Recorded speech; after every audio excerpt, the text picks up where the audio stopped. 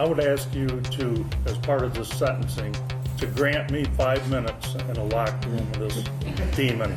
Your life is not on the line. Mine is. And you think that I think this is funny? Well, I'm going to have to get someone. Tell me exactly what happened. She hung herself in the garage.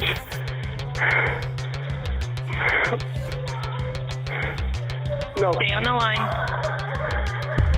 A suspect blew up in this courtroom, verbally attacking the judge. In a different courtroom, a father lunged at the accused, wanting to hurt him. But these aren't the only crazy courtroom moments captured on camera.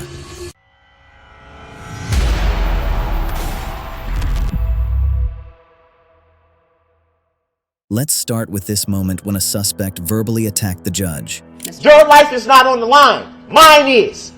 And you think that I think this is funny? I don't think it's funny whatsoever. This is Darrell Edward Brooks Jr. During his 2022 trial, Brooks represented himself and repeatedly disrupted proceedings. Your Honor, with all due respect, did the state have to put their witnesses in order and tell me? It's irrelevant what the state did. Did they have to do that? They didn't need your assistance to do that. Did they have to do it?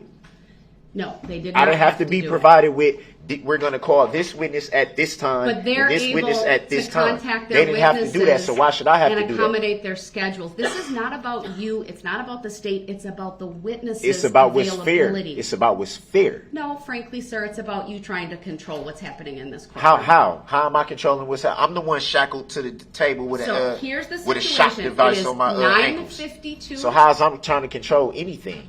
He invoked sovereign citizen arguments. Is it your desire to represent yourself in this case? It is. I would like to proceed in this matter for prior persona, not pro se. Say that last part again. I would like to proceed in this matter in pro per, not pro se. So you're gonna have to tell me what you think that means. It is me exercising my right to defend myself, to represent myself as a sovereign citizen. Insisting he was a living soul beyond the court's authority, he frequently argued with the judge, interrupted witnesses, and accused the court of bias. At one point, Brooks even built a wall of banker boxes around himself to block the judge and jury from view. On November 21, 2021, in Waukesha, Wisconsin, 39-year-old Brooks drove a red 2010 Ford Escape into a Christmas parade route, killing 6 people and injuring 62 others. Elderly parade attendees and an 8-year-old child, Jackson Sparks, were among the victims. Shortly before the attack, Brooks had been involved in a domestic dispute with his ex-girlfriend. My position, Your Honor, is that these pictures, first of all, should not be admissible. 1, because of a discovery violation. We've never seen them before. 2, because we have reason to believe that he did not get them from Erica Patterson. He is on a jail phone call talking to his mother, Dawn Woods, about Dawn Woods sending these photographs to him. Now, That's a lie. I object to Let that. the state make their argument without interruption, sir. That's a lie, though. 3, I believe that these photographs are designed to make a suggestion to the jury that Erica Patterson is a bad mom. I think that that's what the defendant is trying to do. And if we're going to go down that road, then we would be forced to counter that claim. First of all, it doesn't make her an incredible witness, if it's even true. And second of all, if we go down that road, we would be forced to counter that claim by pointing out that not only does the defendant not live with the child in question, he doesn't live with any of the other children that he has. He impregnated Erica Patterson when she was a minor in Nevada, and for doing so, he was convicted of statutory sexual seduction, pled guilty in March of 2007 to that felony offense, and is a sex offender on the registry as a result. So if there's any causation that would lead to Erica Patterson being a bad mom, Mr. Brooks has a direct role in that causation. And that's Furthermore, I object to that. I'm not because done. that's a lie. Let him Because at the finish. end of the day, Let him if we finish, gonna open the door Mr. on that, no, Brooks. since he want to make a record and not be accurate, so let's be accurate all on the record. Since you think you know so much, Once so again, we can Mr. open the Brooks door is on. being We can loud, open the door on how old she told me she was when we met. interrupting. We can ask that question He is too. Then over the Did you top ask that? animated Do you right know now. that? Brooks was arrested shortly after the attack following a multi-agency manhunt, identified through vehicle evidence, eyewitness accounts, and prior police contact connected to the earlier domestic incident. Evidence presented at trial showed that Brooks bypassed police barricades and accelerated into the crowd at roughly 40 miles per hour, striking dozens of people over several blocks. Brooks was sentenced to 6 consecutive life terms without parole plus 762.5 years. As of 2026, he remains incarcerated, serving multiple life sentences. The next case was even more bizarre, thanks to the shocking actions of a devastated father. Well, I'm gonna have to get someone. This is Larry Nassar.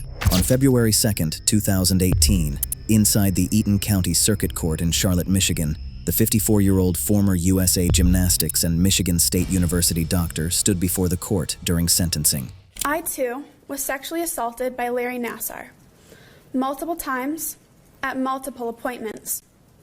My last treatment was in August 2016.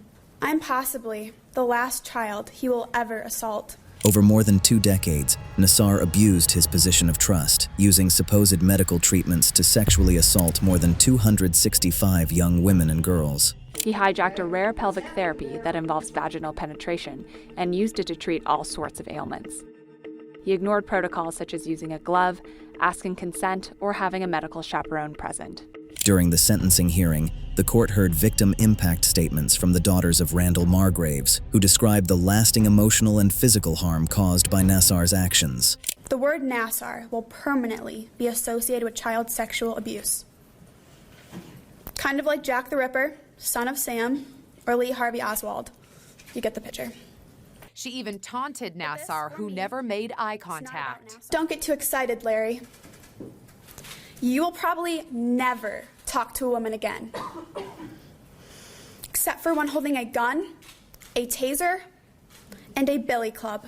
For Margraves, listening to his daughters publicly recount their trauma while watching the man responsible appear unremorseful became overwhelming. I would ask you to, as part of this sentencing, to grant me 5 minutes in a locked room with this demon.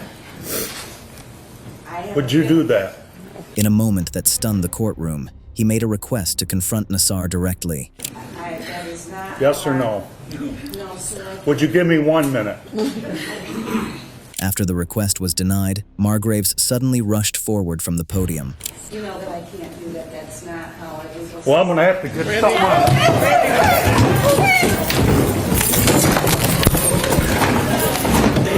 Stay down. Stay down. I understand. Let me have that son of a bitch. I understand, but stay down. I want that. Court officers restrained him, stopping him just short of the defense table as security removed Nassar from the room. He received consecutive sentences totaling life in prison, including 60 years federally and decades more at the state level. As of 2026, Nassar remains incarcerated under high security custody. Watch this controversial acquittal that shocked America. Days after the murder, Simpson, driven by friend Al Cowlings, led police on the slow-speed chase broadcast around the world. This is AC. I have OJ in the car. This is Orenthal James O.J. Simpson. On June 12, 1994, in Los Angeles, California, the former NFL star and actor was accused of murdering his ex-wife, Nicole Brown Simpson, and her friend Ronald Goldman outside Nicole's Brentwood condominium. Both victims were found with multiple stab wounds. When the trial began in January 1995, it unfolded live on television, gripping the nation. Prosecutors argued the killings followed a long history of domestic violence and stemmed from Simpson's inability to accept Nicole's independence after their divorce. Simpson was arrested on June 17, 1994, after a nationally televised low-speed police chase through Los Angeles, following days of questioning and mounting evidence tied to the double homicide. This is Maya Kowalski, and what you are hearing is her brother's chilling 911 call. Tell me exactly what happened. She hung herself in the garage.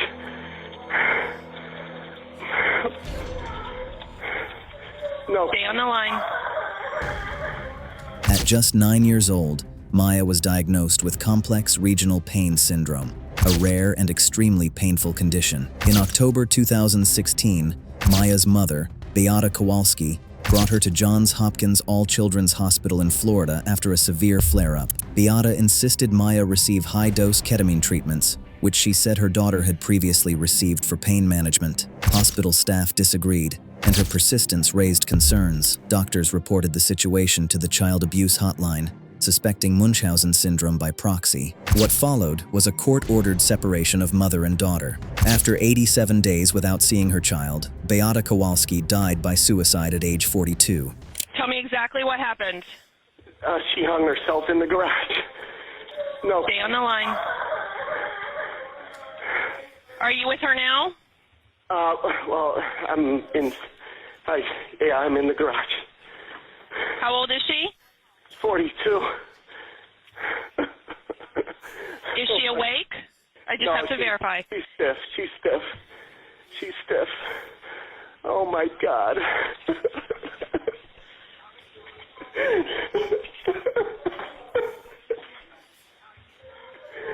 No, Kyle, you can't go in there. Okay, tell me why she looks like she's dead. No, I'm a retired deputy fire chief. I know she is. Do you think she's beyond any help? Beyond, yes, rigor. I'm sure she's really okay. stiff.